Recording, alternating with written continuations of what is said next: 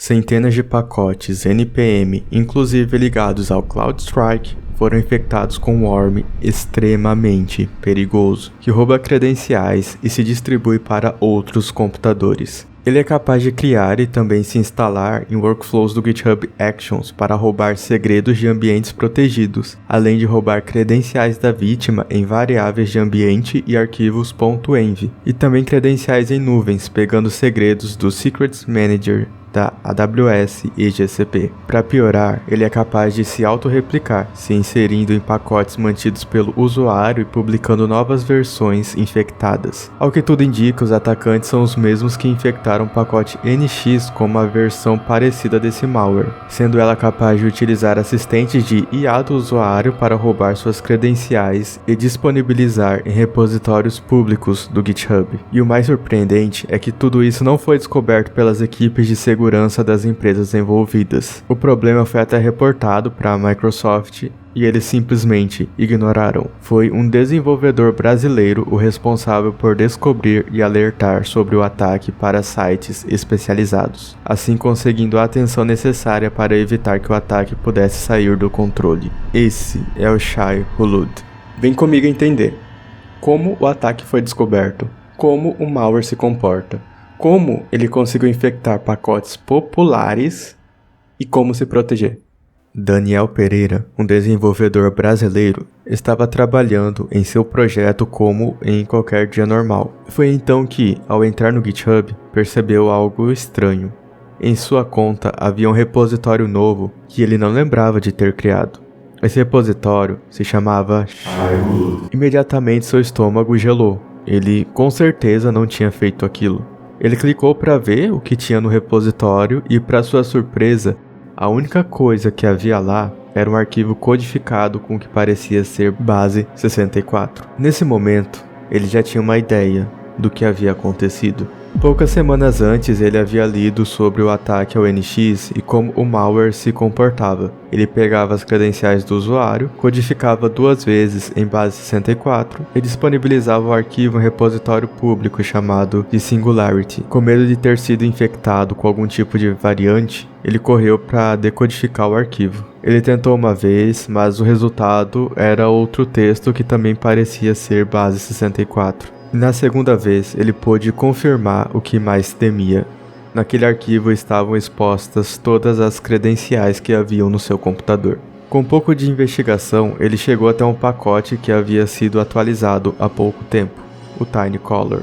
Esse pacote é bem popular e possui mais de 1 milhão de downloads semanais. E ao que tudo indicava, era mais uma vítima da série de ataques supply chain que estavam ocorrendo. Como esse malware cria um repositório e um pull request com o nome específico, ele correu para avisar o ocorrido para o GitHub, para que eles pudessem bloquear o termo da pesquisa e assim evitar que mais pessoas tivessem suas credenciais acessadas pelos hackers que, com certeza, estavam continuamente monitorando novos repositórios. Mas para sua surpresa, ninguém do suporte da Microsoft se importou. Ainda assim, ele não podia deixar aquilo acontecer, então avisou no LinkedIn sobre o ataque e também entrou em contato com sites especializados, para assim conseguir chamar a atenção para o que estava acontecendo. Por sorte, o site Socket.dev deu ouvidos a ele e percebeu que não apenas esse, como mais de 500 pacotes também estavam apresentando comportamento suspeito. E ao investigar, eles viram que essa variante não estava apenas roubando credenciais, ela estava muito pior. Durante a investigação, eles identificaram todos os passos que o malware executava assim que o pacote infectado fosse baixado. Após o npm install, o script malicioso era executado por meio do post install script, que continha o payload do malware. Como no NX, ele só executava no Linux, então logo no início o script verificava se o sistema operacional era o que eles queriam, senão apenas não executava nada. Mas se estivesse no Linux, muitas coisas aconteciam ao mesmo tempo. Com as credenciais do GitHub, o worm listava todos os repositórios onde a vítima tinha acesso de escrita, como os seus próprios repositórios, das empresas que ele trabalhava ou de lugares que ele contribuía. Para todos esses repositórios, ele criava uma branch chamada de Shai Hulud e publicava um novo workflow nela. dela. Esse workflow era responsável por coletar todos os segredos do ambiente e enviar para um site controlado pelo hacker. Para evitar que a action bloqueasse o envio, os segredos eram codificados em base 64 2 vezes. Essa action era executada assim que a branch era criada. O Worm possuía módulos específicos para a coleta de segredos e dados da nuvem do usuário. Por exemplo, na AWS, ele tentava se autenticar por meio do Assume Role e tentava listar todos os segredos disponíveis no Secrets Manager da vítima. E ele também tinha um módulo específico para o GCP. Esses segredos eram guardados e seriam codificados em base 64, junto com outras credenciais da vítima. O Worm coletava diversas informações do sistema operacional da vítima, como plataforma, arquitetura, e também fazia um dump completo das variáveis de ambiente disponíveis. Para buscar credenciais em arquivos, ele usava um software chamado de Trufflehog, que busca indícios de credenciais em arquivos com entropia alta. Esse software é capaz de detectar credenciais em diversos arquivos, como .env ou arquivo de configuração de nuvens. Após isso, se ele conseguiu obter as credenciais do GitHub do usuário, o script criava um repositório público chamado de onde todas as credenciais e informações coletadas estavam disponíveis para o atacante baixar. Enquanto o termo de pesquisa não estava bloqueado, foram identificados quase 700 repositórios com o nome do malware, e vários continham as credenciais vazadas. O Worm também possuía um módulo para propagação pelo NPM. Esse módulo tentava pegar o NPM token de variáveis de ambiente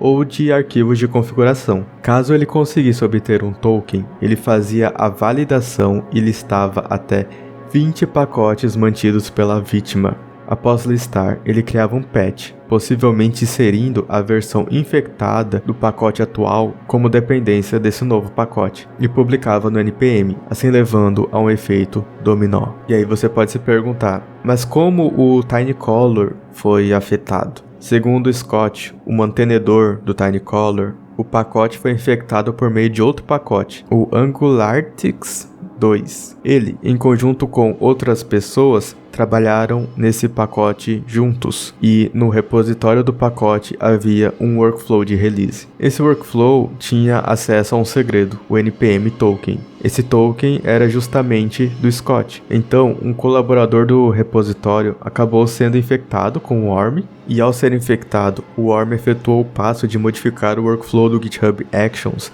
e imediatamente publicou em uma branch chamada de Shai-Hulud.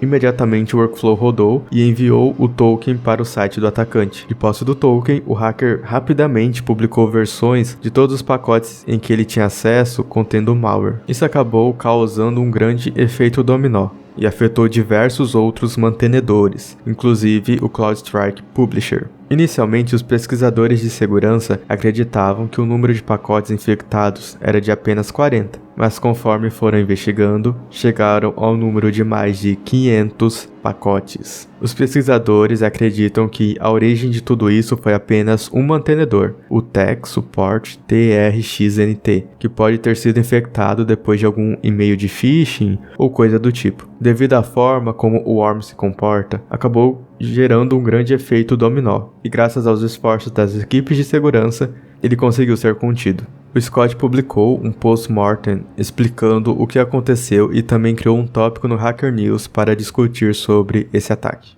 Aí você pode se perguntar, como eu posso me proteger de ataques desse tipo? Infelizmente, não tem uma resposta simples para isso. É importante se certificar de especificar versões nos pacotes e tomar cuidado ao atualizar qualquer dependência. O ideal mesmo é reduzir o uso de pacotes ao máximo, já que, querendo ou não, pacotes externos sempre serão um risco. O PNPM, na versão 10.16, apresentou uma configuração que permite atualizar dependências apenas quando a release está um tempo mínimo disponível. Por exemplo, apenas depois de um dia. Isso não é uma solução definitiva, mas para os casos recentes já seria suficiente para evitar ser infectado. Mas não existe uma resposta simples para esse problema. Essa não é a primeira versão desse worm. Só nesse ataque foram descobertas 7 versões rodando de forma concorrente em diversos pacotes, várias com bug fixes, com processos melhores e execução mais inteligente. Alguma pessoa ou algum grupo está por aí, trabalhando incessantemente e se esforçando ao máximo para infectar o ecossistema do JavaScript. A única dúvida agora não é se vai acontecer de novo, mas quando? E quando acontecer, estaremos preparados?